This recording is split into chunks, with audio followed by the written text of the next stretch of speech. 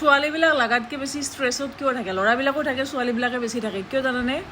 তোমালোকক ষ্ট্ৰেছ দিয়া কিছুমান টক্সিক পাৰ্টনাৰৰ লগত তোমালোকে দিনে ৰাতি ডিল কৰি থাকা। এই অকস্মাত কিবা এটা হ'ব, তোমালোকৰ এইটো টেনশ্যন হৈ যায় যে এতিয়া সি মিছবিহেভ কৰিব, এতিয়া সি মানে যি টি শ্লেং ইউজ কৰিব, এতিয়া সি যি টি কথা শুনিব নিবিচাৰা কিছুমান কথা শুনাব। তোমালোকৰ দিনে ৰাতি ষ্ট্ৰেছ হৈ যায়, এনজাইটি বাঢ়ি যায়। এইবিলাক পাৰ্টনাৰৰ কাৰণে তোমালোকে এই ৰেড ফ্লেগ টক্সিক পাৰ্টনাৰবিলাকক ডেট কৰি থাকা। ঠিক আছে? তোমালোকে নাজানাই যে একচুৱেলি ইহঁতে টক্সিক হয়। ইহঁতৰ লগত থাকি একো লাভ নাই, ইহঁতৰ লগত একো ফিউচাৰ নাই।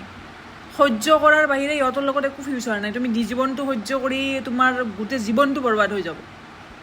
এজন ভাল পাৰ্টনাৰৰ লগত না তুমি হেভি ফিল কৰিবা, না তুমি অশান্তি পাবা, না তুমি ষ্ট্ৰেছ পাবা, না তুমি এনজাইটি ফিল কৰিবা, একো ফিল নকৰা। তুমি এজন ভাল পাৰ্টনাৰৰ লগত ফ্ৰী ফিল কৰিবা, ফ্ৰী, হেপী, কোনো ধৰণৰ ষ্ট্ৰেছ নাই, মাইণ্ডটো ফ্ৰী, মনটো ফ্ৰী, কোনো ধৰণৰ হেভিনেছ নাই, সেইটো ফিল কৰিবা।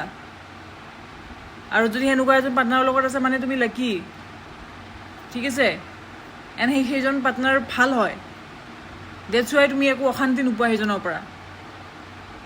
আৰু যাৰ পৰা তুমি এনি টাইম হেভি ফিল কৰি থাকা, এনি টাইম তোমাৰ এনজাইটি হৈ থাকে, কিবা কৈ দিব, কিবা কাজিয়া হ'ব, আজি বা কি লাগে, কালি বা কি লাগে, তেতিয়াহ'লে সেনেকুৱা ল'ৰা বা ছোৱালী ডেট নকৰিবা। চিম্পল কথা।